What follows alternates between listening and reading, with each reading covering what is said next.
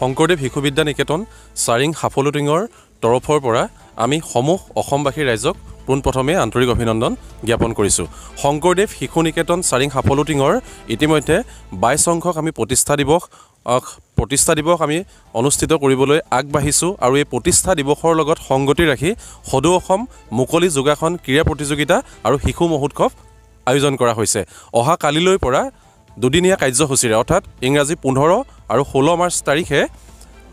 আমাৰ ইয়াত দুদিনীয়া কাৰ্যসূচীৰে আমি এই অনুষ্ঠানভাগ কৰিবলৈ আগবাঢ়িছোঁ। প্ৰথম দিনা আমাৰ অৰ্থাৎ অহা কালিলৈ সদৌ অসম মুকলি যোগাসন ক্ৰীড়া প্ৰতিযোগিতা অনুষ্ঠিত হ'ব আৰু এই সদৌ অসম মুকলি যোগাসন ক্ৰীড়া প্ৰতিযোগিতাত অংশগ্ৰহণ কৰিবৰ বাবে ইতিমধ্যে অসমৰ বিভিন্ন প্ৰান্তৰ পৰা প্ৰতিযোগী দলসকল আহি আমাৰ ইয়াত উপস্থিত হৈছেহি আৰু পৰহিলৈ আমাৰ অনুষ্ঠিত হ'ব শিশু মহোৎসৱ আৰু এই শিশু মহোৎসৱৰ আমি প্ৰথম দিনাই কাৰ্যসূচী আছে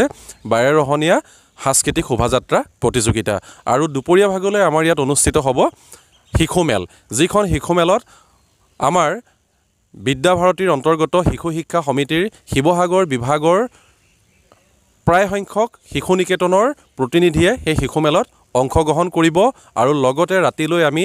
অসম ভিত্তিত সৃষ্টিশীল নৃত্য প্ৰতিযোগিতা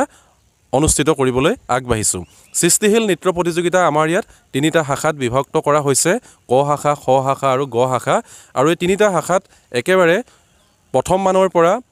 আপোনাৰ স্নাতক পৰ্যায়লৈকে প্ৰতিযোগীয়ে অংশগ্ৰহণ কৰিব পাৰিব আৰু আমি আজি এই আপাহতে এই নিউজ চেনেলৰ যোগেদি সমগ্ৰ অসমবাসী ৰাইজক আমাৰ এই দুদিনীয়া যি কাৰ্যসূচীৰে এই অনুষ্ঠান আয়োজন কৰা হৈছে এই যোগাসন ক্ৰীড়া প্ৰতিযোগিতা আৰু শিশু মহোৎসৱলৈ আমি ইয়াৰ জৰিয়তে আপোনালোকক নিমন্ত্ৰণ জনালোঁ। পুনৰবাৰ আমি আপোনালোকক অৱগত কৰিব বিচাৰিছোঁ এই যি সদৌ অসম মুকলি যোগাসন ক্ৰীড়া প্ৰতিযোগিতা আৰু শিশু মহোৎসৱ, এই শিশু মহোৎসৱ আমি প্ৰতিকূল বতৰৰ বাবে আমি নিকেতনৰ প্ৰাংগণৰ পৰা ইতিমধ্যে উজনি অসমৰ অন্যতম